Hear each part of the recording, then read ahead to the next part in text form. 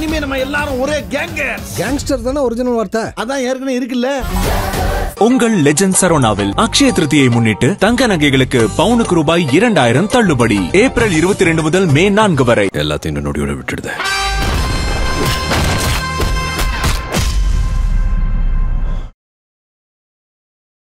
இந்தியர்களுடைய ரத்தம் கொதிக்குது, அதுக்கு சரியான ஒரு தக்க பதிலடி கனவுலையும் காணாத மாதிரி கொடுப்போம்னு. அப்படியான ஒரு தாக்குதல் இதுவரைக்கும் நடந்திருக்கிற மாதிரி தெரியலையே சார். விவேகம் இல்லா வீரம் மூர்க்கத்தனம். வீரம் விவேகம் ரெண்டும் சேர்ந்து இருக்கணும். நம்ம 10 அடி அடிக்கணும்னு வச்சுக்கோங்க பாகிஸ்தான் 2 அடி அடிக்காதா நம்மள. அப்ப அந்த 2 அடி அடிக்க விடாம தடுக்கிறதோ அல்லது அந்த 2 அடியில டேமேஜ் கம்மி பண்ணும், அதுதான் நம்ம முயற்சி. இத்தனை நாளும் ஆயத்த பணி தான் நடந்திருக்கா? பிரைம் மினிஸ்டர் பேசுற வேகத்தை பார்த்தோன்னே அடுத்த நாளே ஒரு அட்டாக். அப்படி கிடையாது. இது உணர்ச்சி வசப்படக்கூடிய விஷயம் அல்ல. ஒருவேளை போர் வந்ததுன்னா ஒரு 48 மணி நேரத்துல இருந்து இல்ல அதிகபட்சம் 5 நாளுக்குள்ள பாகிஸ்தான் நம்மளால முடிச்சிட முடியும் இப்படி எல்லாம் பேசுறாங்க. 48 மணி நேரம் இல்ல, 4 செகண்ட்ல முடிச்சிடலாம். நம்மகிட்ட மொத்தமா இருக்கக்கூடிய அணு ஆயுதங்களை எல்லா ஊர்லயும் போட்டா புல் பூண்டு இல்லாம அழைச்சிடலாம். பாகிஸ்தான்ங்கிற ஒரு தரை பிரதேசமே இல்லாம வெறும் பாலைவனமா மாறி நிற்கும். 4 பட்டன் போதும். கராச்சி இஸ்லாமாபாத்னு போட்டு பிஓகேல வரைக்கும் தாண்டி அத்தனை பேரும் தூக்கி மொத்தமா முடிச்சு விடலாம் ஒரு நிமிஷம் நேரமா. அவங்க ராணுவ மூத்த அதிகாரிகள் கூட கரெக்டா சொல்லிருக்காங்க. பாகிஸ்தானுடைய ராணுவத்துக்கும் ஐஎஸ்ஐக்கும் லஷ்கர் தொய்பாவுக்கும் நடந்த இந்த பேச்சுவார்த்தை எல்லாம் வெளியாகி இருக்கு அப்படின்றதெல்லாம் அது எந்த அளவுல இருக்கு? ஒசாமா பின் லாடன் எங்க இருந்தாரு? அமெரிக்கா எங்க வந்து அடிச்சது? பாகிஸ்தானுக்குள்ள தானே. தாவூத் இப்ராஹிம் எங்க இருக்கிறாரு? ஹபீஸ் சயீத் எங்க இருக்கிறாரு? அது ஒரு பயங்கரவாதத்துடைய கூடாரமாக கருப்பையாக அங்கதான் இருக்கு. பாகிஸ்தான் தான் இருக்கு. பாகிஸ்தான் வந்து கள் குடித்த ஒரு குரங்கு போல இருக்கு. அவர்கள் வெறி பிடித்து இருக்கிறார். அவங்களுடைய ஒரே அரசியல் என்னவா இருக்குது? இந்திய எதிர்ப்பு தான். அதற்கு காஷ்மீர் ஒரு துருப்பு. அப்ப அதை வச்சுக்கிட்டு அவங்க வந்து இந்தியா அவங்களோட பாலிடிக்ஸே கிடையாது. அணுகுண்டு வச்சிருக்கிறோம், அணு ஆயுதம் வச்சிருக்கோம், இதெல்லாம் நாங்க வந்து டிஸ்பிளே மெட்டீரியல் கிடையாது சொன்னது அந்த ஊர் மக்களை உசுக்கு. சிந்து நதி ஒப்பந்தம் குறித்து நீங்க ஒரு கருத்தை முன் வச்சீங்க. எனக்கு ஒரே ஒரு விஷயம் வந்து தவிர்த்துக்கலாம் தோணக்கூடியது, இந்த சிந்து நதி ஒப்பந்தத்தை நம்ம மீறாம இருந்துக்கணும்னு தோணுது. ஏன்னா அரசாங்கம் டு அரசாங்கம் நடவடிக்கை வேறு, மக்கள் டு அரசாங்கம் நடவடிக்கை வேறு. இந்த சிந்து நதியுடைய ஒப்பந்தத்தை மீறி நான் தண்ணீர் அனுப்ப மாட்டேன்னு சொன்னா அது பாகிஸ்தான் மக்களுக்கு மீதான தாக்குதல். ஆனா அது பொது வெளியில வேற விதமா பொருள் கொள்ளப்பட்டுச்சு அப்படின்னு நினைக்கிறீங்களா? சீமான் அவருடைய கருத்தோ மற்றொரு கருத்தோ என்னுடைய கருத்து ஒன்று இல்லை. மனிதாபிமானம்லாம் நான் யோசிக்கல. அவர் பயங்கரவாதிகளுக்கு எவ்வளவு தூரம் தடுக்க முடியுமோ அவ்வளவு தடுக்கணும். அதோட குழப்பம் இல்லை. சீமான் அவர்களுடைய கருத்து எப்படி பாக்குறீங்க? சரி, 30 கோடி அப்பாவி மக்கள் பாதிக்கப்படுறாங்க. 30 கோடி அப்பாவி மக்கள் யாருக்கு துணை நிற்கிறாங்க? பயங்கரவாத துணை நிற்கிறவங்களை நான் எப்படி சப்போர்ட் பண்ண முடியும்? சரி, இதெல்லாம் 100% அவரோட தாக்குதல் ஒரு அப்பாவி கூட சாகலையா? இந்தியாவில் விட்டுருங்க. அப்ப எங்க மனிதாபிமானம் போச்சு? விமான நிலையத்துல போய் தாக்குதல் நடத்தினாங்களே, எந்த ராணுவ வீரர் இருந்தாங்க? சிவிலியன் விமான நிலையத்துல போய் தாக்குதல் நடத்தினாங்க. அப்ப அங்க அப்பாவி சாகலையா? போர்னு வந்த பிறகு மனிதாபிமானம் கிடையாது. காஷ்மீர் பயங்கரவாத தாக்குதல், அதனை தொடர்ந்து நடந்திருக்கக்கூடிய விஷயங்கள் அப்படின்னு நம்ம பார்க்குறோம் சார். வர்த்தக ரீதியிலான நடவடிக்கை, நாடு கடத்துறது, இந்த மாதிரியான நடவடிக்கைகள்லாம் அதிகப்படியாக எடுத்திருக்காங்கன்னு. ஆனால் பிரதமர் அவர்கள் பேசியிருந்தாரு, இந்தியர்களுடைய ரத்தம் கொதிக்குது, அதுக்கு சரியான ஒரு தக்க பதிலடி கனவுலையும் காணாத மாதிரி கொடுப்போம்னு. ஸோ அப்படியான ஒரு தாக்குதல் இதுவரைக்கும் நடந்திருக்கிற மாதிரி தெரியலையே சார். தாக்குதல் நீங்க சொன்னாங்களா? பதிலடி பதிலடிங்கிறது என்னவா இருக்கணும்? தாக்குதல்ங்கிற அட்டாக்கா மட்டும்தான் இருக்கணுமா? அட்டாக்கு நீங்க சொன்னாங்களா? நாங்கள் பாகிஸ்தான் மீது தாக்குதல் நடத்தணும் எங்கேயா சொல்லியிருக்காங்களா? நாங்கள் பாகிஸ்தான் மேலே வார் நடத்தணும்னு சொல்லியிருக்காங்களா? நடத்தணும், அது வேற விஷயம். ஒரு வகை அவங்க சொன்னது இந்த பயங்கரவாதிகள். இன்னைக்கு கூட பிரைம் மினிஸ்டர் வந்து அன்னைக்கு ஏற்கனவே பீகாரில் பேசினார், அப்புறம் அமித்ஷா பேசியிருக்காரு, இன்னைக்கு கூட பிரதமர் நம்ம பேச விடுதலோட பேசியிருக்கிறார். நாங்கள் வந்து அத்தனை பேரையும் நீதியின் முன் நிறுத்துவோம், நாங்கள் வந்து விட மாட்டோம்னு சொல்லியிருக்காரு. ஸோ முதல்ல ஒன்று இந்த பயங்கரவாத தாக்குதலில் ஈடுபட்டவங்க, அடுத்து அவங்களுக்கு துணை நின்றவங்க, 3 அவங்களுக்கு ஊக்குவிச்சுட்டே இருக்கக்கூடிய பாகிஸ்தான் நாடு. ஸோ நோய் நாடி நோய் முதல் நாடி அது தணிக்கும் வாய் நாடி வாய்ப்பை செயல்னா வள்ளுவர். ஒரு பஞ்சாயத்துன்னா அதுக்கு வந்து என்ன காரணம்னு யோசிச்சு போய் பின்னாடி பிடிச்சா அது சரியாக உண்டு. அப்போ நீங்கள் வந்து அம்பிருக்க வில்லை நோவதேன் அப்படிங்கிற கணக்கில் நீங்கள் வந்து செஞ்சுட்டு இருக்க பூரா பாகிஸ்தான். அப்போ பாகிஸ்தான் தான் இதில் இருக்குது அப்படின்னு சொல்லி நேராக நீங்கள் வாருக்கு போனீங்கன்னா சர்வதேச சமுதாயம் ப்ரூஃப் கேட்கும். சரிங்களா? சர்வதேச சமுதாயம் ப்ரூஃப். இதே ஐநாலேருந்து எல்லாரும் ஏற்கனவே சைனா அவங்க வந்து இருக்காங்க, அப்புறம் அவங்களுடைய கைப்பாவையாக இருக்குது ஐநா, அவங்க வந்து வேற கேட்பாங்க, அதனால ஓடிட்டு இருக்கு. அப்போ அதுக்கு வந்து ரெடி பண்ணுற வரைக்கும் ஒரு டைம் வேணும். அதுவும் பண்ணிடுவோம். ஏன்னா இதெல்லாம் வந்து ஒரு உள்ளங்கை நெல்லிக்கனி மாதிரி, இதெல்லாம் வந்து பெரிய வித்த கிடையாது. இவங்கெல்லாம் யார் எங்கேருந்து வந்தாங்க என்ன பண்ணாங்கன்னா எய்தர் பாகிஸ்தானியாக இருப்பாங்க, அல்லது பாகிஸ்தானில் ட்ரெயின்டாக இருப்பாங்க, அல்லது பிஓகே சேர்ந்து வரப்பாங்க. இவ்வளோதான், வேற ஒன்றும். இங்கே யாரும் வந்து மதுரையிலேருந்து யாரும் கிளம்பி அங்கே போயெல்லாம் ஒன்று பண்ணிட்டு இருக்கல. சரிங்களா? ஸோ வந்து யார் இங்கேருந்து ஒன்று அது இவங்களால தான் உருவானதுங்கிறதுல உலக நாடுகளுக்கே குழப்பம் இல்லை. இப்போ எல்லாருமே இன்னைக்கு வரைக்கும் நம்ம அந்த வார் தொடர்ந்து நீங்க ஏன் போர் வரலன்னு கவலைப்படுறீங்க? அதற்கு முன்னாடி சந்தர்ப்பத்தை பாருங்க. இப்போ வரைக்கும் போர் கூட கேட்கல சார், ஒரு சர்ஜிக்கல் ஸ்ட்ரைக் மாதிரி அட்டாக் முகாம்கள் மேலேயே நீங்க வந்து தாக்குதல் அப்படிங்கிற வார்த்தையை அட்டாக்ங்கிற வார்த்தையை பயன்படுத்துறீங்க. அதனால தான் நான் சொல்ல வரேன். சர்ஜிக்கல் ஸ்ட்ரைக்கு வரேன். நான் அதுக்கு முன்னாடி உள்ள கதையை நீங்க புரிஞ்சுட்டீங்கன்னு வரும். இப்போ நம்ம வந்து பாகிஸ்தான் மேல கடுமையான நடவடிக்கை எடுத்து வரோம். இன்னைக்கு அவங்கள்ட்ட இருந்து தபால்கள் வர்றது போற கூட நிப்பாட்டும், இறக்குமதி நிப்பாட்டுறோம். அவங்களுடைய கப்பல் வரக்கூடாது, நம்ம கப்பல் அங்கே போகாது. ஸோ முதல்ல பொருளாதார ரீதியாக, நான் நோய் நாடி நோம்புதல் சொன்னேன், பொருளாதார ரீதியாக அவங்கள லாக் பண்ணும். அவங்களுக்கு வந்து நிறைய நம்மளால எல்லா பலன்களையும் அனுபவிச்சுட்டு, அம்பேத்கர் கவலைப்பட்ட மாதிரி ஜம்மு காஷ்மீர் பற்றி ஏன்பா ஏன் சப்போர்ட் பூரா உனக்கு நீ எனக்கு இது பண்ண மாட்டேன்னு கேட்டார். அப்படி தான் காஷ்மீர் நம்ம கூட ரீட்டைன் ஆச்சு. அதுபோல இவர்களை முதல்ல பொருளாதார காலி பண்ணால் ஆட்டோமேட்டிக்காக சரியாகும் அப்படின்னு ஒன்று. அதற்குள்ளே இந்த புருகுல பூரா நம்ம எடுத்து வச்சிட்டோம்னா ஆட்டோமேட்டிக்காக பண்ணி இன்னைக்கு வரைக்கும் நம்ம பாகிஸ்தான் கூட இவ்வளவு சண்டை பிடிச்சி, நம்ம பாகிஸ்தான் கூட நேரடியாக போய் சண்டையை மல்லு கட்டி சிந்து நதி ஒப்பந்தத்தை ரத்து பண்ணி அவர்கள் பாகிஸ்தான் கூட வெளியேறி இவ்வளோ நடவடிக்கை எடுத்த போதும் உலகத்தின் எந்த நாடும் ஏன்பா இப்படி செய்யறன்னு கேட்கல. உங்களுக்கு புரியுங்களா? இப்போ யாரும் ப்ரூஃப் கேட்கல. ஏன்னா இது நம்முடைய இறையாண்மைக்கு உட்பட்டது. புரியுங்களா? ஏன் நாட்டுக்குள்ளே யாரும் வரக்கூடாது, ஏன் நாட்டிலிருந்து ஓட்ட போக மாட்டேன். உங்களுக்கு நீ உங்களுக்கும் பக்கத்து வீட்டுக்கு தகராறு, நான் அந்த வீட்டுக்கு போக மாட்டேன் நீங்கள் முடிவெடுக்க முடியல. யார் போலீஸோ யாருமே வந்து கேட்க முடியல. அந்த வீட்டில் என்கிட்ட வராதிங்கப்பான்னு சொல்ல முடியல. இதுலேயும் குழப்பம் கிடையாது. இப்போ யாராலையும் ஆட்சேபிக்க முடியாத நடவடிக்கைலாம் எடுத்துகிட்டே வருது. நாளைக்கு போர்னு வந்தால் உக்ரைனுக்கும் ரஷ்யாவுக்கும் போர். அந்த போரினால் ஆதாயம் அடைந்த ஒரே நாடு இந்தியா. ரஷ்யா கூட கிடையாது, உக்ரைன் கூட கிடையாது, இந்தியா. ஆனாலும் இந்தியா என்ன சொல்லுச்சு, இது போருக்கான காலம் அல்லன்னு. உங்களுக்கு புரியுங்களா? அப்போ நாளைக்கு நம்ம போருக்கு போனோம்னா இன்னும் 4 பேர் சொல்லுவாங்கல்ல. இப்போ எங்களுக்கெல்லாம் சொன்னேன் உனக்கு என்னாச்சு ரஷ்யா கேட்காதா, உக்ரைன் வந்து உங்களுக்கு வேண்டாங்கன்னு சொல்லாது, இஸ்ரேல் யார் யார் என்ன நிலைப்பாடு எங்கே போவாங்கன்னு தெரியாது. அப்போ நமக்கு சொல்லுவாங்க. அப்போ போருக்கு முன்னாடி ஆயத்தம் ரொம்ப முக்கியம். திரு ரஜினிகாந்த் அவர்கள் ஒரு கதை சொன்னார். 1 மணி நேரம் மொத்தம் டியூரேஷன், அதில் 45 நிமிஷம் நீ தயார் பண்ணிட்டு அடுத்த 10 நிமிஷம் அடிச்சேன்னா வலுவா நிற்கும். நம்ம முதலே போய் நீங்கள் வந்து லாங் ரன்லாம் நீ பார்த்தீங்கன்னா முதல்ல ஸ்லோவாக ஓட்டி அப்புறம் தான் சொல்கிறாங்க. 100 மீட்டர் ஓட்டப்பந்தயம் வேறு, 1000 மீட்டர் 2000 மீட்டர் ஓட்டப்பந்தயம். அந்த 2000 மீட்டர் பதில் மெதுவாக போங்கன்னு வேகமாக போகிறோம்னா டயர்ட் ஆயிரும். மெதுவாக ஆரம்பிச்சோன்னா ஃபுல் எனர்ஜி நிற்கும். அவ்வளோதான். அப்போ நாம் அவர்களை தாக்குதலுக்கு உட்படுத்துறதுக்கு முன்னாடி சப்ளை பூரா நிப்பாட்டணும். பணம் கிடைக்கிறது, நிம்மதி, ஆள், போக்குவரத்து, அந்த ஃப்ரஸ்ட்ரேஷன் அங்கே வரணும். அங்கே ஏற்கனவே விரக்தி அதிகமாக இருந்தால் அவர்கள்ட்ட தைரியம், துணிச்சல், காசு, பணம், வீரம் இதெல்லாம் இருக்காது. திரு பசும்பொன் முத்துராமலிங்க தேவர் சொல்றார், ஒரு வீரமில்லா விவேகம் பிரயோஜனப்படாது, விவேகமில்லா வீரம் மூர்க்கத்தனம். புரியுங்களா? அப்ப வீரம் விவேகம் ரெண்டும் சேர்ந்து இருக்கணும்ன்ற. உங்களுக்கு புரியுங்களா? அப்ப இந்த இடத்துல நமக்கு வீரம் இருக்குது, அதை விவேகமா வெளிப்படுத்தணும். அதுதான் முக்கியம். நம்ம வந்து வீரம் இருக்குன்னு படக்கு நாளைக்கு போயிட்டோம்னா நம்ம 10 அடி அடிக்கணும்னு வச்சுக்கோங்க. பாகிஸ்தான் 2 அடி அடிக்காதா நம்மள? அது அடிக்கும்ல. அப்போ அந்த 2 அடி அடிக்க விடாமல் தடுக்கிறதோ அல்லது அந்த 2 அடியில் டேமேஜ் கம்மி பண்ணும், அதுதான் நம்ம முயற்சி. நம்மகிட்ட 10 அடி அடிக்கிற பலம் இருக்குங்கிறது எல்லாருக்கும் தெரியும். அவங்க 2 அடியாவது அடிப்பாங்கன்னு எல்லாம் தெரியும். அப்போ நம்ம என்ன வாட் ஃபார் வெயிட்டிங்? 10 தானே பெருசு, 2 கம்மி தானே. ஆனால் என்ன நம்ம செஞ்சுருக்கோம், அவர்கள் 2 அடி அடித்தா கூட நமக்கு வலிக்கக்கூடாது, அல்லது 2 அடி அடிக்கக்கூடாது. உங்களுக்கு புரியுதா? 10:2 இருக்கிறத 10:0 ஆக்கணும், இல்லாட்டி அந்த 2 பண்ண முடியும். அப்போ அதனால தான் பொருளாதார ரீதியாக அவங்களோட சிந்து நதி நீர் ஒப்பந்தம் ரத்து, அவங்களுடைய அடிவயத்தில் அடிக்கிறது. உங்களுக்கு சொல்ல முடியுங்களா? இங்கே இருக்கிறவங்க உலக நாடுகள் உள்ள எல்லாருக்கும் தெரியும், எஸ்பெஷலி பாகிஸ்தானோட அத்தனை மக்களும் தெரியும், மருத்துவ சிகிச்சைக்காக அவங்க வந்து முதல்ல வரக்கூடிய இடம் இந்தியாவாக இருக்கு. உலக நாட்டில் எந்த நாட்டுக்கு போனாலும் 100 ரூபா நடக்குது, நம்ம ஊரில் 30 ரூபா நடக்குது. புரியுங்களா? பிரைவேட் ஹாஸ்பிட்டல்ஸ்லேயே நம்ம கவர்மெண்ட்லாம் கேட்கணும், பிரைவேட் அவ்வளோ நடக்குது. அப்போ இவங்க முதல்ல வர, நீங்கள் இங்கே வெளியே போகணும், அவங்களுக்கு அந்த நாட்டு மக்கள் மீது கோவம், அந்த நாட்டு அரசாங்கத்து மீது கோவம். புரியுங்களா? இப்போ உங்களுக்கு கப்பல் போக்குவரத்து கிடையாது, ஓ நாட்டு கொடி போட்ட கப்பல் விடாது, உன் வீட்டிலேருந்து பார்சல் வரக்கூடாது, நான் அங்கே வரமாட்டேன். இறக்குமதி கிடையாது, அவர்களுக்கு 100 பொருள் இறக்குமதி அங்கேருந்து ஏற்றுமதி பண்ணுறாங்க, நமக்கு ஓன்றது நான் ஒன்றுமே வாங்க மாட்டேன். எனக்கு வாங்குறதுக்கு 100 நாடு இருக்கு, உனக்கு வாங்குறதுக்கு யார் இருக்கா? உங்களை நான் வாங்குறது நீ ஓன்ட்ட யார் வாங்குவா? அப்போ இது மாதிரி லாக் பண்ணிட்டே வைக்கும்போது இப்போ பாருங்க, இன்னைக்கு வரைக்கும் நம்ம செஞ்சதில்ல, யாருமே நம்மளை கேள்வி கேட்கல. ஆனால் நீங்கள் ஒரு ஆயுதத்தை தூக்கி அங்கே உள்ளே போட்டீங்கன்னா 10 பேர் இந்த பக்கம் வந்துடுவான், 100 பேர் நம்ம பக்கம் வந்துடுவோம். அப்போ அதை தவிர்ப்பதற்காகவும் அதற்கு முன்னாடி உள்ள தயாரிப்புகளுக்காக அந்த விஷயம். நம்ம வந்து ராணுவ தளபதி கூட பேசினார், முப்படை தளபதியோட பேசினார், அமித்ஷாவோட பேசினார், பாதுகாப்பு துறை அமைச்சரோட ராஜ்நாத் சிங் கூட பேசினார், கேபினட் கமிட்டி கூட்டமே 2 நடந்துச்சு. அது எல்லாமே தயாரிப்புகள். நாம எதையுமே சினிமா மாதிரி ஒரு பாட்டில் பணக்காரனானா, 2 ஒரு ஓட்டில் முதலமைச்சரானா, அந்த கதையெல்லாம் அரசாங்கத்தில் கிடையாது. அதுபோக கட்சி நடத்துறது வேற, ஆட்சி நடத்துறது வேற. ஒரு கட்சியா நீங்கள் வந்து எனக்கு வந்து அப்படி இப்படின்னு நீ சொல்லிக்கலாம். ஆனால் ஒரு ஆட்சியா நீங்க 150 விஷயத்தை யோசிக்க வேண்டும். இன்னைக்கு அதிமுகவுடைய மாவட்ட செயலாளர் கூட்டம் வரைக்கும் ஒரு தீர்மானம் போட்டிருக்காங்க. என்ன? மத்திய அரசு பேல் காம்படிஷன்ல என்ன எடுத்தாலும் நாங்கள் துணை நிற்போம். மாயாவதி சொல்லியிருக்காங்க, ஏடிஎம்கே அலைன்ஸ்ல இருக்கு. எங்க இருக்காங்கன்னு தெரியாது மாயாவதி. காங்கிரஸ் சொல்லியிருக்கு. ஸோ எதிர்கட்சி கூட்டணி கட்சி எங்க இருக்கான்னு தெரியாது, எல்லா கட்சியுமே ஆதரவு தெரிஞ்சிருக்காங்க. ஆனா நாளைக்கு ஒண்ணு தப்பா போச்சுன்னா இவங்க அத்தனை அப்படியே ரிவர்ஸ் அடிப்பாங்க.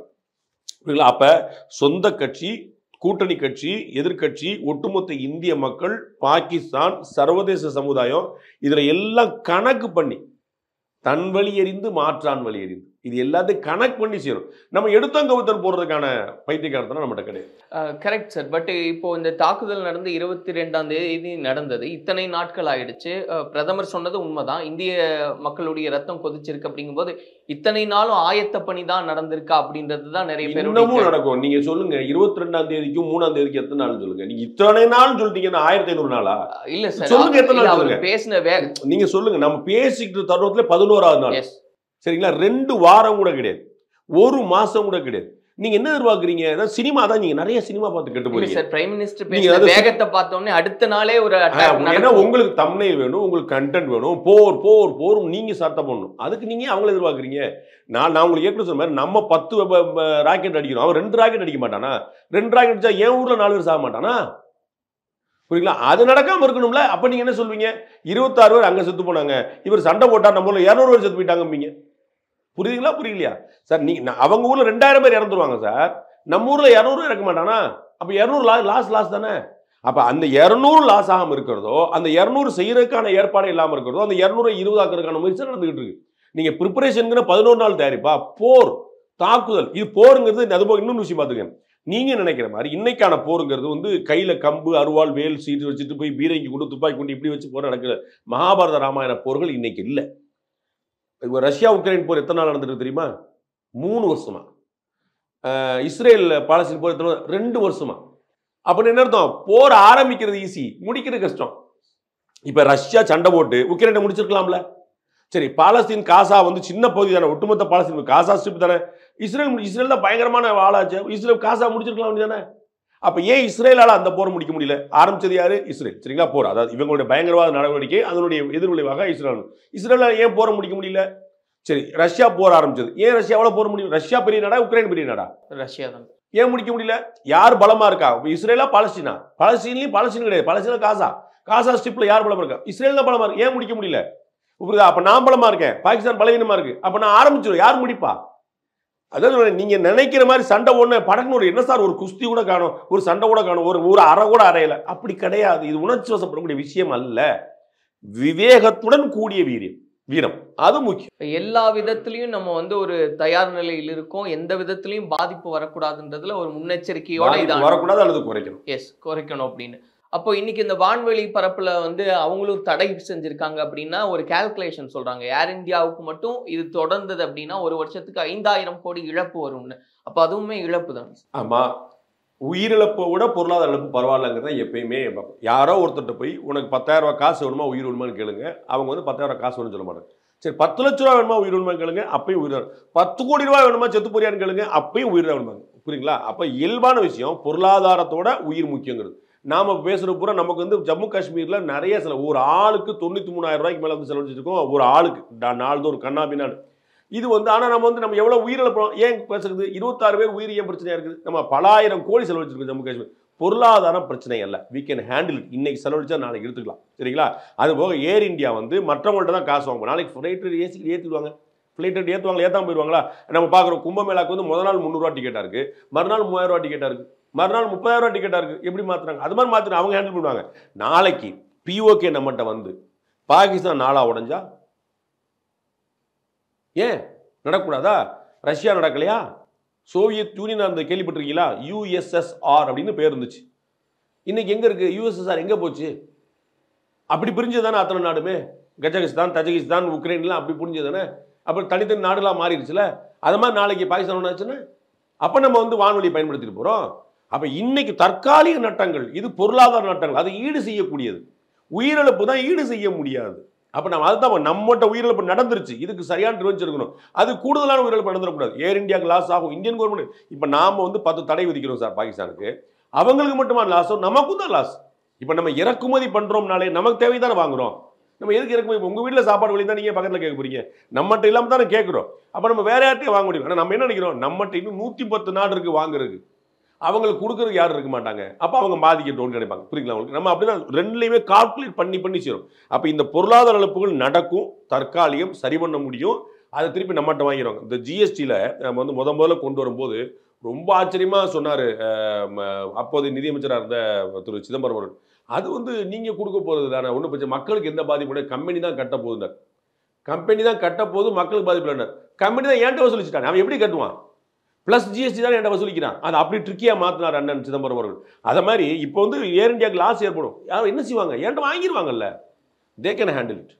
சார், இந்த தலைப்பில் சில எக்ஸ் டிஃபென்ஸ் ஆஃபீஸர்ஸ் கிட்ட எல்லாம் பேசும்போது, ஒரு வேளை போர் வந்ததுன்னா ஒரு 48 மணி நேரத்திலிருந்து இல்லை அதிகபட்சம் 5 நாள் இல்லை 1 வார கால அவகாசத்துக்குள்ள பாகிஸ்தான் நம்மளால முடிச்சிட முடியும், இப்படியெல்லாம் பேசுறாங்க. ஆனா நம்ம இந்த பார்வையும் நீங்க சொன்னதே தான் சார். இப்போ உக்ரைனுக்கும் ரஷ்யாவுக்கும் ஒரு போர் இவ்வளவு காலமா தொடருது அப்படிங்கும்போது இந்த மாதிரியான ஸ்டேட்மெண்ட் நம்ம ஒரு ஓவர் கான்பிடென்ட்டா இருக்கும் அப்படின்றது பொருளா? நீங்க ரங்கராஜ் பாண்டே என்ன சொல்றாருங்கிறத வச்சு நரேந்திர மோடி முடிவெடுப்பாருன்னு முடிவெடுக்க கூடாது. அதே மாதிரி ஓய்வு பெற்ற ராணுவ அதிகாரி அது யாரா இருந்தாலும் அவர்கள் சொல்வது தான் இன்னைக்கு இருக்கக்கூடிய ராணுவ தளபதி முடிவெடுப்பார், இல்லாட்டி தலைமை தளபதி முடிவெடுப்பாங்களா நீங்க வந்து சொல்ல முடியாது. அவர்களுக்கான ஸ்ட்ராட்டஜி வேற, அவர்களுக்கான இன்ஸ்ட்ரக்ஷன்ஸ் வேற. சரிங்களா? நம்ம 48 மணி நேரம் இல்லை, 4 செகண்ட்ல முடிச்சிடலாம். நம்மகிட்ட மொத்தமாக இருக்கக்கூடிய அணு ஆயுதங்களை எல்லா ஊர்லேயும் போட்டால் புல் பூண்டு இல்லாமல் அழைச்சிடலாம். சரிங்களா? பாகிஸ்தான்கிற ஒரு தரை பிரதேசமே இல்லாமல் போயிடும், பாலைவனமாக மாறி நிற்கும். சரிங்களா? பண்ணிடலாம். அப்படி பண்ண முடியுமா? அப்படி பண்ணால் பின்னாடி என்னாகும், அதோடைய கான்சிக்வன்ஸ் இப்படி 100 விஷயம் யோசிக்கும். புரியுங்களா? நம்மகிட்ட என்ன பலம் இருக்குதுன்னு யோசிச்சிங்கன்னா, நம்மகிட்ட 48 மணி நேரமே இல்லை, 4 நாளே இல்லை, 4 செகண்ட் போதும், 4 பட்டன் போதும். புரியுங்களா? கராச்சி, இஸ்லாமாபாத்னு போட்டு பிஓகேல வரைக்கும் தாண்டி அத்தனை வரையும் தூக்கி மொத்தமாக முடிச்சு விடலாம், 1 நிமிஷம் நேரமாட்டு. அது செய்ய போகிறோமா? அதை தான் அங்கே கேள்வி. அப்போ நான் தமிழ் உங்கள்கிட்ட வீரத்துக்கு நிறைய வழி இருக்குது, உண்மை. அது வந்து ப்ரூவன் விஷயம். அவங்க ராணுவ மூத்த அதிகாரிகள் பூரா கரெக்டாக சொல்லியிருக்காங்க. அதை எப்படி பயன்படுத்த போறீங்கிறது தான் ஒரு ட்ரிக்கியான விஷயம். அதை இவங்க 4 பேர் பேசி பேசி பேசி உட்கார்ந்து ஒரு அவர்கள் தூங்குற நேரம், அவர்கள் அசர்ற நேரம், அவர்கள் ஏமாறுகிற நேரம், அவர்களுக்கு அதிகமான வழியும் நமக்கு வழி இல்லாமல் இருக்கும்படியான ஒரு யூகத்தை பண்ணிட்டு இருக்காங்க. இப்போ நிறைய பேரோட எதிர்பார்ப்பு தான் நான் திரும்ப திரும்ப கேட்டது சார் உங்ககிட்ட. அந்த 22ஆம் தேதியிலிருந்து ஏன் இந்த 11 நாள் கூட இவ்வளவு பெரிய ஒரு கால அவகாசம்? காமன்மெண்ட் எதிர்பார்ப்பு இருக்கு, உலக நாடுகள்கிட்ட எதிர்பார்ப்பு இருக்கு, நம்ம ராணுவ வீரர்களுக்கு துடிப்பு இருக்குது, எல்லாருக்கும் இருக்குது. அதுல குழப்பமே இல்லை. அந்த உணர்ச்சிகளை எப்படி வெளிப்படுத்தணும்னு இருக்கு. அதுல நீங்க அரசாங்கத்தை நம்பலாம். ரஜினிகாந்த் அவர்கள் அதான் சொன்னார், இந்த ட்ராக் ரெக்கார்டை நீங்க பாருங்க, அவங்க என்ன பண்ணியிருக்கிறாங்கன்னு. அப்ப நரேந்திர மோடி அரசாங்கத்துடைய ட்ராக் ரெக்கார்டை பார்க்கும்போது அவங்க வந்து நார்த் ஈஸ்ட் எல்லையில் ஒரு சர்ஜிக்கல் ஸ்ட்ரைக் பண்ணியிருக்காங்க, பாகிஸ்தானில் ஒரு சர்ஜிக்கல் ஸ்ட்ரைக் பண்ணியிருக்கிறாங்க. அதுக்கிடையில் நம்ம வந்து ஒவ்வொரு பிரச்சனையிலுமே அக்ஷர்தாம் கேஸாக இருக்கட்டும், ஒவ்வொரு கேஸ்லையும் நம்ம பயங்கர இன்னைக்கு பயங்கரவாத தாக்குதல் இல்லாமல் ஆகிட்டோம். நான் ஒரு பெரிய தனி வீடியோவே போட்டிருக்கேன். நம்ம ஜம்மு காஷ்மீரில் மட்டுமே 2019 370 ஆர்டிகல் 370 அப்ளிகேஷனுக்கு பிறகும் அதற்கு முன்னாடி என்னென்னலாம் நடந்திருக்குன்னு அவ்வளோ வீடியோ போட்டிருக்கேன். 2019 பிறகு பெரு வீழ்ச்சி, பயங்கரவாத தாக்குதல்கள், ராணுவ வீரர்கள் உயிரிழப்பு, சாமானிய மனிதர்கள் உயிரிழப்பு அவ்வளோ குறைஞ்சிருக்கு. தீவிரவாதிகளுடைய பலி பயங்கரமாக அதிகரிச்சிருக்கு. இது 2019க்கு முன்னாடி 5 வருஷம் எடுத்து போட்டிருக்கு. ஸோ ட்ராக் ரெக்கார்ட் சேஸ் இவன் எப்படி செய்வாங்கன்னு. அதனால நீங்க நம்பிக்கலாம். ஒருத்தருடைய வழக்கம் எப்படி போய் நீங்க வந்து வழக்கமாக 70 மார்க் வாங்குறீங்கன்னா இந்த மட்டும் 80 மார்க் வாங்கலாமே தவிர 50 மார்க் வாங்குற வாய்ப்பு இல்லை. அவ்வளோதான் நீங்க நம்பலாம். பாகிஸ்தானுடைய ஸ்டேட்மெண்ட்ஸ் அப்படின்றதெல்லாம் நம்ம பார்க்கணும் சார். அணு ஆயுதம் இருக்கு, நாங்க காட்சி பொருளா வச்சிருக்கல, ரத்த ஆறு ஓடும் இப்படின்னு பேசுறதெல்லாம் இந்தியாவை ட்ரிகர் பண்ணி போருக்கு கூப்பிடுறதுக்கான ஒரு ஸ்ட்ராட்டஜி. பாகிஸ்தான் அரசாங்கமே இல்ல உலக அரங்கில ஒரு அனுதாபத்தை வாங்கி, அனுதாபம்லாம் அவங்க யார் மேலேயும் கிடையாது. பூனைக்கு யார் மணி கட்டுறங்க உலக நாட்டின் நிலைப்பாடு. அந்த பூனைக்கு ரத்தத்தை கொடுத்து வெளியேற்றுவோங்கிறது சீனாவுடைய நிலைப்பாடு. உங்களுக்கு புரியுங்களா? இவ்வளவுதான். நம்ம வந்து பால் கொடுத்து பார்த்தா பரவாயில்ல, அது ரத்தத்தை கொடுத்து பார்க்குது. அமெரிக்கா மாதிரியான ஆட்கள் என்ன நினைக்கிறாங்கன்னா, என்ன மாதிரி பார்த்தாலும் நமக்கு வந்து பாகிஸ்தான் ஒருத்தர் கொஞ்சம் ஃபீட் பண்ணிட்டே இருந்தோம்னா இந்தியாவை நம்ம வந்து என்னைக்கானாலும் மிரட்டக்கூடிய உதவும் சொல்லிட்டு, அதுதான் வந்து அவங்க சைனா வந்து நமக்கு எதிரிலேயே நிற்கும், அமெரிக்கா நமக்கு பக்கத்தில் நிற்கும், ஆனால் அந்த சைடில் நமக்கு பண்ணிட்டு இருப்பாங்க. இன்னைக்கு நம்ம இந்தியா எடுத்த அத்தனை நிலைப்பாடையும் அமெரிக்கா எடுத்துச்சு வச்சுக்கோங்க, பாகிஸ்தான் காலி. உங்களுக்கு புரியுங்களா? அமெரிக்கா செய்யாது. அமெரிக்காவோட நிதி ஏகப்பட்டு போயிட்டு இருக்கு. அந்த நாட்டுடைய ராணுவ அமைச்சரே சொன்னார், அவர் ரொம்ப கவாஜா சொன்னார், நாங்கள் என்ன செய்யறது, 30 வருஷமாக நாங்கள் வந்து இந்த பிரிட்டனுக்கு அமெரிக்கா இவங்களுக்கே வேலை பார்த்து பூரா நாங்கள் வந்து இந்த மாதிரி ஆயுத பயிற்சிலாம் கொடுத்து ஆள் ரெடி பண்ணிகிட்டே இருக்கோம் அப்படின்னு. ஒசாமா பின் லாடன் எங்கே இருந்தார்? அமெரிக்கா எங்கே வந்து அடிச்சது? பாகிஸ்தானுக்குள்ள தானே. தாவூத் இப்ராஹிம் எங்கே இருக்கிறாரு? ஹபீஸ் சயீத் எங்கே இருக்கிறாரு? அது ஒரு பயங்கரவாதத்துடைய கூடாரமாக கருப்பையாக அங்கே தான் இருக்குது, பாகிஸ்தான் தான் இருக்குது. அதை நம்ம செஞ்ச விஷயத்த அமெரிக்கா செஞ்சால் சரியாக இருக்கும். உங்களுக்கு புரியுங்களா? அப்போ நாம மட்டும் செய்ய முடியாது, எல்லாருமே செய்யணும். ஒவ்வொரு நாளும் அவர்கள் வந்து உலக நாட்டோட அனுதாபத்தை வாங்கவே முடியாது, அது பிரச்சனையே கிடையாது. அது வந்து என்ன பண்ணாலும் யாருக்குமே என்ன யார் இதை செய்வாங்கன்னு இருக்காங்க, அதில் ஒரு ரிஸ்க் இருக்கு சொல்லுங்களா. ஏன்னா ஒரு டிப்ளமசி இருக்கிற ஆள்கிட்ட ஒரு டிப்ளமேட்டை பேசுறது வேற.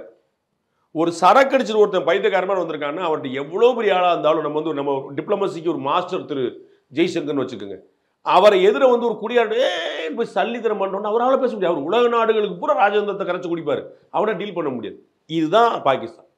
பாகிஸ்தான் வந்து ஒரு ஒரு கள் குடித்த ஒரு குரங்கு போல இருக்கு. அவர்கள் வெறி பிடித்து இருக்கிறார்கள். அவங்களுடைய ஒரே அரசியல் என்னவா இருக்குதுன்னா இந்திய எதிர்ப்பு தான். அதற்கு காஷ்மீர் ஒரு துருப்பு. அப்போ அதை வச்சுக்கிட்டு அவங்க வந்து இந்தியா அவங்கள்ட்ட பாலிடிக்ஸே கிடையாது.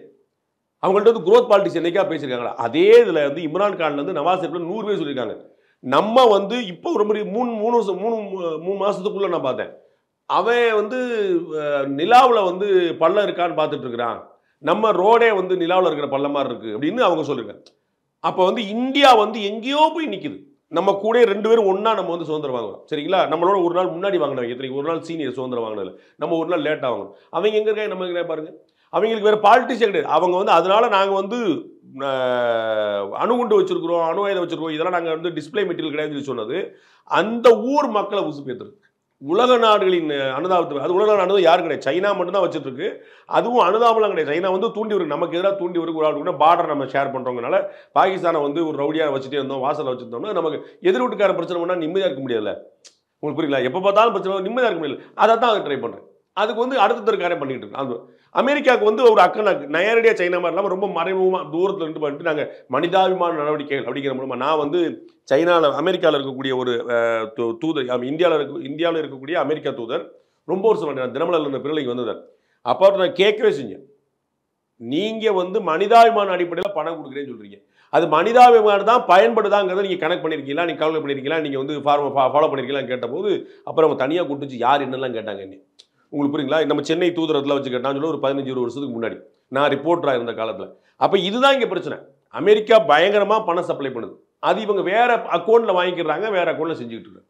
அதுவும் நிறுத்தப்பட்டா சரியா போகும். ஸோ இவர்கள் இந்த ஆவேசமான கருத்துக்கள் எல்லாமே பாகிஸ்தான் மக்களை உசுப்பேத்தி விட்டுட்டே இருக்கு, வேற ஒன்றுமே கிடையாது. உலக அரங்கில் தீவிரவாதத்திற்கான ஒரு புகலிடம் பாகிஸ்தான் அப்படின்றது எல்லாருக்குமே தெரிஞ்சிருந்தாலும் கூட இந்த சதிக்கு பின்னாடி அவங்க காரணமா இருக்காங்கன்னு உலக அரங்கில் காமிக்க வேண்டியது இந்தியாவோட ஒரு பொறுப்பாகவும் இருக்கு சார். அதுக்கான சில எவிடன்ஸ் வந்திருக்கு அப்படின்ற மாதிரிலாம் பேசுறாங்க சார். இப்போ என்ன பாகிஸ்தானுடைய ராணுவத்துக்கும் ISIக்கும் லஷ்கர் தொய்பாவுக்கும் நடந்த இந்த பேச்சுவார்த்தையெல்லாம் வெளியாகி இருக்கு அப்படின்றதெல்லாம் அது எந்த அளவில் இருக்கு சார், அந்த ஆதாரங்கள் அப்படின்றது? பாகிஸ்தான் வந்து பயங்கரவாதத்தின் புகலிடம் அல்ல, பயங்கரவாதத்தின் தாய் வீடு. நான் தான் கருப்பைங்கிற வார்த்தையை சொல்றேன். அங்கிருந்து தான் உருவாகுதுன்றேன். இங்கே இருந்தவங்க பயந்து போய் அங்கே ஓடலை, அங்கே தான் அவங்க கிரியேட்டே பண்ணுறாங்க, ஜென்ரேட்டே பண்ணுறாங்கன்ற. இது ஒன்று. ரெண்டாவது, ஆதாரங்கள் வந்து இந்த Lashkar Taiba and ISI and military இந்த மூணும் டெய்லி பேசுவாங்க. இது டெய்லி பேசுவாங்க. நீங்கள் ஃபோனை டேப் பண்ணிட்டே இருக்க வேண்டியதான், உங்களுக்கு ஃபோன் டேப்லாம் பாழாயிரும், அவ்வளோதான். இந்த சதி பற்றியும் அதான் எல்லாம் அதான் சொன்னேன் உங்களுக்கு. நான் ஏற்கனவே பலமுறை சொல்லியிருக்கேங்க, பயங்கரவாதிகள் 100 முயற்சி பண்ணுவாங்க, 99 தோத்தா விட 1 வென்றா கூட அவங்க ஹிட்டு தான்.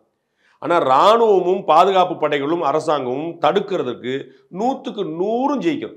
1 போனால் கூட அந்த மாதிரி 26 பலியான மாதிரி அந்த சம்பவம் வந்துட்டு இருக்கும். ஸோ இந்த டேப் வந்துட்டே இருக்கும். அதை வந்து எவ்வளோ தூரம் நீங்கள் வைக்க முடியுங்கிற ஒரு கணக்கு இருக்குது, அது எவ்வளோ தூரம் லாஜிக்கலாக இருக்கும். அது ஒரு பக்கம். யாருமே ஏற்காட்டில் நம்ம சண்டை போட போகிறாங்க, அதில் ஒன்றும் ஒரு பாகிஸ்தானை கட்டம் கட்ட போகிறோம், அதில் ஒன்றும் குழப்பம் இல்லை. கட்டம் கட்டி ஆகணும். அதில் வந்து மத்திய அரசுக்கே தேக்கம் வந்தாலும் மக்கள் விட போவதில்லை, அதில் உங்களுக்கு குழப்பமே. அது வந்து கேரண்டியாக people are expecting, people unexpected விஷயங்களே செய்கிற ஒரு மோடி. அப்போ மக்கள்கிட்ட எதிர்பார்ப்பு இருக்குன்னா அதுக்கு மேலே தான் ஒன்று செய்வார். உங்களுக்கு புரியுங்களா? அவருடைய பேட்டர்ன் என்னென்ன, நீங்கள் எதிர்பார்க்காத தருணத்தில் ஒன்று செய்கிறது, நீங்களே எதிர்பார்த்தா அதுக்கு மேலே செய்யுது, அதுதான் அவங்களுடைய பேட்டர்ன். அப்போ கட்டாயமாக இதில் கேரண்டியாக பண்ணுவாங்க. நிதானமாக அவங்களுக்கு வந்து என்னென்ன வயசு இருக்குது, அனுபவம் இருக்குது, நிறைய பழக்கம் இருக்குது, அதெல்லாம் பார்த்துட்டு ரொம்ப நிதானமாக செய்வாங்க. ஸோ இந்த ப்ரூஃப் எல்லாம் எடுத்து கொடுப்பாங்க, அதில் ஒன்றும் குழப்பம். இது ஒன்றும் இல்லை. நான் சொன்னேன் சார், இந்த ப்ரூஃபே தேவையில்லை சார். ஆக்சுவலாக எல்லாருக்குமே தெரியும். ஆனால் சட்டம் பேசணுமேங்கிறக்காக 4 பேர் பேசுவாங்க. உங்களுக்கு என்னங்க நீங்கள் வந்து எதுவுமே இல்லாமல் பண்ணீங்க. இப்போ நம்ம ஊர் நடவடிக்கை வேற, அடுத்த நாட்டுக்குள்ளே போகிறங்கிற வேற ஆயிருதுல, அதுதான் பிரச்சனை. ஆனால் அது இல்லாட்டாலும் நடக்கும். பட் நம்ம கட்டாயமாக வைப்போம், அதில் ஒன்றும் குழப்பம் இல்லை. அங்கே நிறைய லூப் ஹோல்ஸ் இருக்குது. அங்கே நிறைய இது நான் சொன்னேன் இல்லையா, இந்த 3 பேரும் பேசுறதுங்கிறது அன்றாட நடவடிக்கை. ஸோ அதற்கு முன்னாடி தான் பேசணும்னு அவசியம் இல்லை, அதுக்கு பின்னாடியும் பேசுவாங்க. புரியுங்களா? பார்த்தியா ஒரே அடிச்சேன் பார்த்தியா, அதுக்குள்ளே பார்த்துட்டாங்க பாரு, 26 பேருக்கு இவ்வளோ பதறாங்களே, அடுத்து ஒரு மாரி ஸ்பெஷல் ஐட்டம் வச்சிருக்கேன் பாரு, இப்படிலாம் அவர்கள் பேசிகிட்டே இருப்பாங்க. இது எல்லாமே உங்களுக்கு நம்முடைய உளவுத்துறை ரொம்ப ஸ்ட்ராங்கானது. பாகிஸ்தானில் லேட்டஸ்ட்டாக லாஸ்ட் 2 இயர்ஸ்க்குள்ளேயே 2-3 முக்கியமான பயங்கரவாத புள்ளிகள் வந்து சத்தம் காட்டாமல் செத்து போகிறாங்க. எப்படி யாருன்னே தெரியாமல் பாகிஸ்தான் அரசே முழிக்குது. புரியுங்களா? அதுதான் நாமெல்லாம் யாருங்கிறதுக்கு வந்து ஒரு கணக்கு. அது நடக்க வேண்டி நடந்துட்டு. இந்த தாக்குதல் நடந்த சமயத்துல நம்மளே பேசும்போது சார், சிந்து நதி ஒப்பந்தம் குறித்து நீங்க ஒரு கருத்தை முன் வச்சீங்க, அதை ரீகன்சிடர் பண்ணணும் அப்படின்னு சொல்லிட்டு. ஆனா அது பொது வெளியில வேற விதமா பொருள் கொள்ளப்பட்டுச்சு அப்படின்னு நினைக்கிறீங்களா சார்? எனக்கு அதெல்லாம் ஒன்றும் கவலை இல்லை. நான் ரொம்ப தெளிவாக சொல்கிறேன். நான் வந்து மனிதாபிமான அடிப்படையில் நான் சொல்லலை, ஸ்ட்ராட்டஜிக்கலாக தான் சொல்கிறேன். புரியுங்களா? மனிதாபிமானம் பயங்கரவாதிகளுக்கு கிடையாது. அதில் அந்த பயங்கரவாதிகள்கிட்ட நீங்கள் மனிதாபிமானம் வைக்கக்கூடாது. அதனால் அவங்களுக்கு இல்லை, இதை சாக்கா சொல்லி அவங்க பயன்படுத்துவாங்கன்னு சொல்ல வரேன். நமக்கு வந்து பாகிஸ்தான் அரசாங்கம் பயங்கரவாத அரசாங்கமாக இருக்கிறது. அந்த மக்களை அவர்கள் பயங்கரவாதத்துக்கு மாற்றுறாங்க. அப்போ மாற்றுறதுக்கான ஒரு துணைக்கோளை இந்த மாவோயிஸ்ட்லாம் என்ன பண்ணுவாங்க, அவங்க வந்து இந்த வசதிகளை பூரா பாழாக்கி விட்டு வசதி இல்லை பார்த்தியா அப்படின்னு சொல்லி சொல்லுவாங்க. அதை வச்சு அவங்க பண்ணுவாங்க. இப்போ அந்த பாகிஸ்தான் அரசு என்னங்க செய்யும், இதை மாதிரி நிப்பாட்டு நல்ல இது அவங்க தான் காரணம் இது இருக்குது. புரியுங்களா? நாம் வந்து சிந்து நதி ஒப்பந்தம் reaction, it's not an action. புரியுங்களா? நாம் முதல்ல செய்யலை, அவர்கள் செஞ்சதுக்கு பதில் நடவடிக்கை. அவன் நல்லதாக போச்சுன்னு வச்சுட்டு அதை வச்சு 26 பேர் கொல்லப்பட்ட பற்றியே பேச மாட்டான். நம்ம பயங்கரவாதத்தை தூண்டி விட்ட பற்றியே பேச மாட்டான். பாத்தியா தண்ணி நிப்பாட்டாங்க பேசிட்டு இருப்பான். உங்களுக்கு புரியுங்களா? அப்போ அது ஸ்ட்ராட்டஜிக்கலாக அவங்களுக்கு பாயிண்டாக மாறுங்கிறது தான். அவர்கள் மீது மனிதாபிமான நடவடிக்கை காட்டணும்னு நினைக்கிறேன். திரு சீமான் அவர்களுடைய கருத்தோ மற்றொரு கருத்தோ என்னுடைய கருத்து ஒன்று இல்லை. புரியுங்களா? அவர் சொல்லக்கூடிய நானும் அவர் சொல்லக்கூடிய ரிசல்ட் ஒன்று, ஆனால் அதற்கான ரீசன் வேற வேற. புரியுங்களா? நான் வந்து ஸ்ட்ராட்டஜிக்கலாக அதை செய்யணுன்றேன். அதாவது அவருடைய மக்களுடைய அன்பை பெறுவது. நான் உங்களுக்கு அது உதாரணம் சொன்னேன். தலிபான் அரசாங்கம் ஏன் நம்மோட நட்பா இருக்கு? ஏன்னா ஆப்கானிஸ்தான் மக்கள் நம்மோட நட்பா இருக்காங்க. புரியுங்களா? தலிபான்கள் ஒரு காலத்து பயங்கரவாதிகளாக அறியப்பட்டவர்கள், சர்வதேச பயங்கரவாத இயக்கமாக இருந்தது. அந்த அமைப்பை அரசாங்கத்தை நடத்துது. உங்களுக்கு புரியுங்களா? அப்போ எப்படி அவங்க நம்ம நட்பா இருக்கிறாங்க? அரசாங்கம் ரொம்ப முக்கியம். அதன் மூலமா மக்கள்ல வந்து கரெக்ட் பண்ணிடுவாங்க. நம்ம மக்களை அப்படி சொன்ன மக்கள் பங்களாதேஷ் உதாரணம் வச்சுக்கோங்க. நேற்று வரைக்கும் அது கலிதா ஜியா பேகம் இருந்தாலும் சரி, இல்லாட்டி வந்து ஷேக் ஹசீனா இருந்தாலும் சரி, 2 பேர்ல யார் இருந்தாலும் பங்களாதேஷ் அரசாங்கம் நமக்கு சாதகமாக இருந்துச்சு. முஜிபுர் ரஹ்மான் காலத்துல நம்முடைய அரசாங்கம் அது. இப்போ ஒரே ஒரு கவர்மெண்ட் மாறிடுச்சு, பங்களாதேஷ் நிலைப்பாடே மாறி இருக்குல்ல. அதைத்தான் நான் சொல்றேன். அங்கே மக்களை அவன் கரெக்ட் பண்ணால் நமக்கு சாதகம் இல்லாமல் போயிடும். அப்போ அங்கே பங்களாதேஷ் உதாரணம் எடுத்துக்கோங்க. கவர்மெண்ட் மாறிச்சு. கவர்மெண்ட் எதுக்காக மாறிச்சு? அங்கே உள்ள இடஒதுக்கீடுக்காக மாறிச்சு. பியூர்லி பாலிடிக்ஸ்க்காக இருந்துச்சு. ஆனால் ஹிந்து முஸ்லீமா எப்படி மாறிச்சு? உங்களுக்கு புரியுதா? ஷேக் ஹசீனா முஸ்லீம் தானே, அவங்களுக்கு எது தானே நடந்துச்சு. அப்போ அவங்கள துரத்தி விட்டாங்கல்ல. அப்புறம் எப்படி ஹிந்து முஸ்லீமா மாறுது? பயங்கரவாதத்துக்கு துணை போறவங்க இல்லாட்டி தப்பான எண்ணம் கொண்டவங்க ஆட்சிக்கு வரும்போது அது மக்களை கரப்ட் பண்ணிடும். அப்போ அங்கேயே அண்ணன் தம்பியா புலங்கின இருந்த முஸ்லீம்களுக்கும் இந்துக்களுக்கும் பிரச்சனையாகுது. அதைத்தான் நான் சொல்ல வரேன். அப்போ நம்ம மக்களுக்கு சாதகமாக நாங்கள் பாரு, நீ மேத்தும் பாய் நானும் நீ நண்பர்கள், ஒரு காலத்தில் ஒன்றா இருந்தோம், இங்கேருந்து நீ அங்கே போனவன் தான், நீ தனிநாடு கேட்டு போனா நீ என்னுடைய பழைய ஆள் தான் அப்படின்னு தனி கொடுத்துட போன மாதிரி அப்படின்னு அங்கே வச்சுக்கிட்டு இங்கே அடிக்கணும். இது இங்கே அடிக்கும்போது அவர்களுக்கு சாதகமாகும். நம்ம வந்து ஸ்ட்ராட்டஜிக்கலாக அது வந்து ஒரு முக்கியமான தான். மனிதாபிமானம்லாம் நான் யோசிக்கல. அவர் பயங்கரவாதிகளுக்கு எவ்வளோ தூரம் தடுக்க முடியுமோ அவ்வளோ தடுத்துடும். அதில் ஒன்றும் குழப்பம் இல்லை. நம்ம பார்சல் தடுக்கிறோம். இப்போ நாலு வந்து நீங்கள் வந்து மருத்துவ முறை சிகிச்சை தடுக்க இங்கே பாகிஸ்தான் கூட வெளியேறணும்னு சொல்லிட்டோம். ஹாஸ்பிட்டல் வந்து வெளியே போகிறாங்க. அப்போ அது மனிதாபிமானம் இல்லையா? அவர்கள் அடிக்கிறது எல்லா பக்கமும் அடிக்கிற என்ன குழப்பம் இல்லை. இது அவர்களுக்கு வாய்ப்பாக மாறும் நான் சொல்லுவேன். பட் அப்போ சீமான் அவர்களுடைய கருத்து எப்படி பாக்குறீங்க? சரியான 30 கோடி அப்பாவி மக்கள் பாதிக்கப்படுறாங்கன்ற விதத்துல நான் 30 கோடி அப்பாவி மக்கள் யாருக்கு துணை நிற்கிறாங்க? யாருக்கு துணை நிற்கிறாங்க? பாகிஸ்தான். அப்புறம் பயங்கரவாத துணை நிற்கிறவங்களை நான் எப்படி சப்போர்ட் பண்ண முடியும்? நான் ஃபீல் பண்ணுறது அவங்களுக்கு தானே பிரயோஜனப்படும். நான் அமெரிக்காவே என்ன சொல்லிட்டு இருந்தேன், அமெரிக்கா காசு கொடுத்துட்டே இருக்கு, எதுக்கு போகுது காசு? அப்போ 30 கோடி மக்கள் நல்லாட்சியை தேர்ந்தெடுக்கணும் யாரோட கடமை?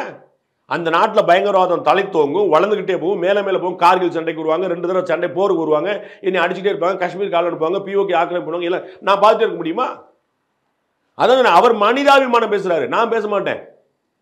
சரி 100% விடுதா சீமான். இலங்கையில் இருக்கக்கூடிய தமிழர்கள் தாக்குதல் நடத்தலையா? இலங்கையில் இருக்கக்கூடிய சிங்களர்கள் மீது தாக்குதல் நடத்தலையா? அவரோட தாக்குதல் ஒரு அப்பாவி கூட சாகலையா? இந்தியாவில் விட்டுருங்க, ஸ்ரீலங்காவில். அப்ப எங்க மனிதாபிமானம் போச்சு? புரியுங்களா? அண்ணன் புலிகளை ஒரு வார்த்தையோட டவுட் பண்ணவே மாட்டார்ல, அது 100% ஏற்பார்ல. எங்களுடைய தலைவர் தானே சொல்றாரு. அப்ப தாக்குதல்ல ஒரு அப்பாவி கூட இறக்கலன்னு சொல்லட்டும். விமான நிலையத்துல போய் தாக்குதல் நடத்தினாங்களே, எந்த ராணுவ வீரர் இருந்தாரு அங்க? சிவிலியன் விமான நிலையத்துல போய் தாக்குதல் நடத்தினாங்க. அப்ப அங்க அப்பாவி சாகலையா? மனித வெடி கொண்டு போய் பண்ணாங்க. வெறும் அதிகாரிகள் மற்றும் தளபதிகள் மற்றும் அரசியல்வாதிகள் மட்டும் தான் பண்ணாங்களா? காமன் மேன்ட்ட போகவே இல்லையா? அப்போ நீங்க போர்னு வந்த பிறகு மனிதாபிமானம் கிடையாது. அதுவும் பயங்கரவாதிகள்ட்ட மனிதாபிமானம் கூடவே கூடாது. புரியுங்களா? நான் சொல்லி ஸ்ட்ராட்டஜிக்கலா அவர்கள் இன்னும் தூண்டி விட ஒரு வாய்ப்பாக இருக்கும். அவங்க ஏற்கனவே தூண்டி விட்டுட்டு இருக்காங்க. அதனால தான் ஆள் கிளம்புறான். சார் ஒருத்தனை நீங்க இப்ப இந்த ஒரு பயங்கரவாதிகள் ஒரு 7 பேர் வந்திருக்கான்னு வச்சுக்கோங்களேன். நம்ம பகல்காம்ல ஒரு 7 பேர் வந்திருக்காங்க. இந்த 7 பேர் சாக துணிஞ்சு வந்தவன். ஏன்னா அவன் அடிச்சுட்டு போய் ஈஸியா போயிருப்போம்னு நினைக்க மாட்டான். நம்ம என்னைக்கோ ஒரு நாள் சாவு நமக்கு வந்து எப்படி சுத்திடுவாங்கன்னா அவனுக்கு தெரியும். புரியுங்களா? அப்ப சாவன்னு தெரிஞ்சானே வந்திருக்கான். அப்ப எப்படி ரெடி பண்ணுவீங்க ஒருத்தனை? அப்ப மூளை செலவு செய்யணும். அப்ப எப்படி மூளை செலவு செய்வீங்க? இந்தியா மோசமான நாடு, இந்தியா பிசாசு, இந்தியா ஆச்சா போச்சு ஆச்சா. எனக்கு நல்ல ஒரு விஷயம் ஞாபகம் வருது. நம்ம முஷரஃப் வந்து பாகிஸ்தானுடைய ராணுவ தளபதி அந்த அதிபராக இருந்த முஷரஃப் வந்து இங்கே வந்திருந்தார். அப்போ இங்கே இருக்கக்கூடிய ஒரு முஸ்லீம் தலைவர் வந்து அவர்கிட்ட பேசுகிறார். ரொம்ப மூக்கடைப்பான ஒரு விஷயம். நீங்கள் வாய்ப்பு கிடைச்சா தயவு செய்து பார்க்கணும். முஷரஃபுடைய மூக்கை உடைக்கிறார். உங்கள் ஊரோட எங்கள் ஊரில் தான் முஸ்லீம் அதிகம் தெரியுமான்னு கேட்குறாரு. பாகிஸ்தான் ராணுவ தளபதிக்கு அதிபர்கிட்ட இந்திய முஸ்லீம் பப்ளிக்ல ஓப்பன் கோரத்தில் உங்கள் ஊரோட எங்கள் ஊரில் தான் முஸ்லீம் அதிகம் தெரியுமா அப்படின்னு. ஆமாம். எங்களால் எங்கள் பிரச்சனையை சமாளிக்க முடியும் உங்களுக்கு தெரியுமா? ஆமா அப்படின்னு. எங்களுக்கு ஒரு பிரச்சனை இந்துக்கள் அட்லீஸ்ட் 70 to 80 அவர் சொல்றாரு. அட்லீஸ்ட் அடுத்த வார்த்தை வர்றாரு. நான் சொல்ற குறைந்தபட்சம் எங்களுக்காக குரல் கொடுக்க அவ்வளோ ஆள் இருக்காங்க தெரியுமா? நீ எங்கள்கிட்ட பேசாதன்னு. உங்களுக்கு புரியுதா? இதுதான் இந்திய முஸ்லீம்களுடைய மனநிலை. அப்ப மக்களுடைய சப்போர்ட்டர்கள் உங்களுக்கு எந்த பிரச்சனையும் கிடையாது. அதுதான் நாங்கள் பாகிஸ்தானுக்கு சொல்ல வரோம். புரியுங்களா? அது ஸ்ட்ராட்டஜிக்கலா திரும்ப சொல்ல மனிதாபிமான அடிப்படையில் கிடையாது. அண்ணன் சொன்னதுக்கு மட்டுமே உதாரணமா இருக்கும். இந்தியா நம்மளை தாக்கும் அப்படின்னு பாகிஸ்தான் மணிக்கணக்கே எல்லாம் சொல்றாங்க சார். இப்போ இன்னும் கூடுதலா போய் பாகிஸ்தான் ஆக்கிரமிப்பு காஷ்மீர்ல இந்த உணவுப் பொருட்களை எல்லாம் சேகரித்து வைங்க அப்படின்னு நிறைய ஸ்டேட்மெண்ட்ஸ் எல்லாம் கொடுக்குறாங்க சார்.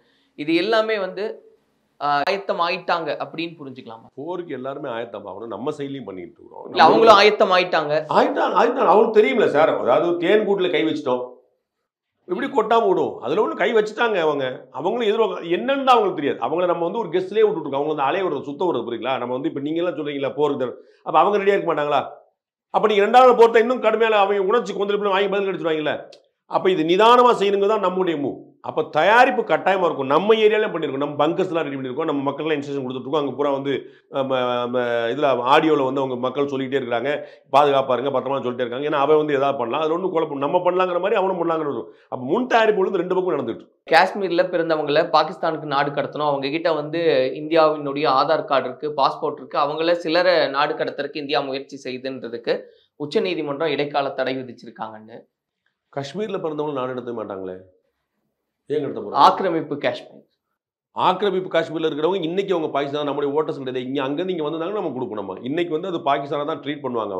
அவங்க அந்த ஊர் ஆதார் கார்டு தான் வச்சிருப்பாங்க. நம்ம ஊர் ஆதார் கார்டு இருக்கு இல்ல நம்ம பாஸ்போர்ட் வச்சிருக்கிறவங்க சிலரையே வந்து நாடு கடத்த முயற்சி செய்யறாங்க அப்படின்றதுக்கு உச்சநீதிமன்றம் அது வந்து இண்டிவிஜுவலா தான் பார்க்கணும், ஒட்டுமொத்தமா பார்க்க முடியாது. எனக்கு அது தெரியல. அது வந்து ஏன்னா நீங்க வந்து ஒட்டுமொத்தமா ஒருத்தர் பண்ண மாட்டோம். காஷ்மீர்ல பிறந்தவன் நம்ம ஆளு, புரியுங்களா? அவனுக்கு பத்தி இந்த கேள்வியே கிடையாது. ஆனா வெஸ்ட் பெங்கால்லையும் ஜம்மு காஷ்மீர்லயும் ஒரு ப்ராப்ளம் உண்டு. வெஸ்ட் பெங்கால்காரனையும் பங்களாதேஷ்காரனையும் பிரிக்க முடியாது. உங்களுக்கு புரியுங்களா? காஷ்மீர்காரனையும் பிஓகே காரனையும் பிரிக்க முடியாது. ரெண்டுமே சேர்ந்து காஷ்மீர் தான். உங்களுக்கு அதனால அங்கிருந்து இங்க 4 பேர் நிறைய வந்து அப்படித்தான் நடக்குது. இங்க பயங்கரவாதியா மட்டும்தான் வருங்களா, பொழைப்புக்காக வருவான், அங்க வாழ முடியலன்னு வருவான். அப்ப அவர்கள் ஐடென்டிஃபை பண்ணி யாரும் தெரியணும். யார் எதுக்காக வந்து இப்ப பங்களாதேஷ்ல இருந்து இந்தியாவுக்குள்ள வந்திருக்க பூரா பயங்கரவாதி கிடையாது. நல்லா புரிஞ்சுங்க. நம்ம டெய்லி 100 பேர் தமிழ்நாட்டில் அரெஸ்ட் ஆகிறாங்க. சரிங்களா? அவங்க அத்தனை பேரும் ஒரு பயங்கரவாதி அரெஸ்ட் ஆனார் திருப்பூர்ல ஒரு 2-3 வருஷம் நினைக்கிறேன். அவர் வந்து பயங்கரமான தேடப்படும் பயங்கரவாதி இங்க அயன் பண்ணிட்டு இருந்தார் திருப்பூர்ல. அவர் பொண்டாட்டி காய்கறி கடை வச்சிருந்துச்சு. புரியுங்களா? வந்து பார்த்தா 7 வருஷமா தேடிட்டு வந்து தூக்கி போனாங்க. ஸோ பயங்கரவாதி. ஆனால் வர்றவர் எல்லாருமே பயங்கரவாதிகள் அல்ல. அதே போல ஜம்மு காஷ்மீர் ஆக்குபைடு காஷ்மீர்ல இருந்து இங்க ஒரு இந்தியா பாகிஸ்தான் ஆக்குபைடு காஷ்மீர்ல இங்க வரக்கூடியவங்க அவங்க எல்லாருமே பயங்கரவாதி இல்லை. ஆனா அவங்க யார் என்னன்னு தெரியணும்ல, அது பண்ணிருப்பாங்க. எனக்கு தெரிஞ்சு இந்த கேஸ்ல நீங்க சொல்றது காஷ்மீர்காரங்களுக்கான எந்த வாய்ப்புமே இல்லை. பிஓகேங்கிறது கேஸ் பை கேஸா. என்ன பிஓகேல ஸ்ட்ராட்டஜிக்கலா அது இந்தியான்னு நிலைப்பாடு. ஸ்ட்ராட்டஜிக்கலா நம்ம கவர்மெண்ட் வந்து இந்தியா நிலைப்பாடு. அப்ப அது என்ன மாதிரி நிலைப்பாடு, யார் என்னங்க ஸ்க்ரூட்டனைஸ் பண்ணி அவங்க யாரும் பாக்குறதுக்கு ட்ரை பண்ணுவாங்களே தவிர அவங்க நாடு கடத்துவாங்கன்னு தெரியல. எனக்கு நீங்க சொன்ன கேஸ்ல என்ன ஆயிருக்குன்னு நிறைவா இப்போ பிரதமர் நரேந்திர மோடி ஒரு போராளி அப்படின்னு ரஜினிகாந்த் அவர்கள் பேசியிருந்தது, அது குறித்து உங்களுடைய பார்வை? நான் ஏற்கனவே சொன்னேன். அதுதான் சொல்லி அவருடைய ஸ்ட்ராட்டஜி நான் வந்து சொன்னேன். அவருடைய ட்ராக் ரெக்கார்டு நான் சொன்னேன். ரஜினிகாந்த் சொன்னது வந்து நரேந்திர மோடி போராளி அப்படின்னு. போராளின்னா அது வந்து துப்பாக்கி ஏந்தவர் தான் போராளிங்கிறது இல்லை. மகாத்மா காந்தி ஒரு பெரும் போராளி ஒத்துக்கணும்ல. அவர் என்னைக்கு துப்பாக்கி ஏந்தினாரு? ஸோ போராட்டம் என்பது ஆயுதமாகத்தான் இருக்கணும். ஆயுதமும் கூட. நான் அது மாதிரி உடனே நம்ம வந்து சாத்தியமா போராட போறோம் பாகிஸ்தானுக்கு அந்த பிசினஸ்லாம் போல. அது எப்படி என்பது நாம தீர்மானிப்போம், நம்ம கவர்மெண்ட் தீர்மானிப்போம். மத்திய அரசு நமக்கு வேண்டுகோள் கொடுத்தது போல அவர்கள் என்ன செய்யணும்னு சொல்ற இடத்துல நாம இருக்கக்கூடாது. அவர்கள் என்ன செய்கிறாங்கன்னு பார்ப்போம். துணை நிற்போம். அந்த இடத்துல நம்ம நிற்போம். ராணுவ வீரர்களுக்கும் மத்திய அரசுக்கும் இப்போது தேவைப்படுவது நம்முடைய ஆதரவும் துணை. அதை கொடுப்போம். மற்றெல்லாம் தன்னால் நடக்கும். அடுத்து என்ன நடக்க இருக்கும் அப்படின்னு பார்க்குறீங்க? எனக்கு எந்த யுகமும் இல்லை. எனக்கு எதாவது தெரிஞ்சாலும் சொல்றதுக்கு இல்லை. பொறுத்திருந்து பேசுவோம் சார். நன்றி. அப்ப இனிமே நம்ம எல்லாரும் ஒரே கேங்ஸ்டர் தானே ஒரிஜினல் வார்த்தை. அதான் ஏற்கனவே இருக்குல்ல. உங்கள் லெஜண்ட் சரோனாவில் அக்ஷய திருதியை முன்னிட்டு தங்க நகைகளுக்கு பவுனுக்கு ரூபாய் 2000 தள்ளுபடி. ஏப்ரல் 22 முதல் மே 4 வரை.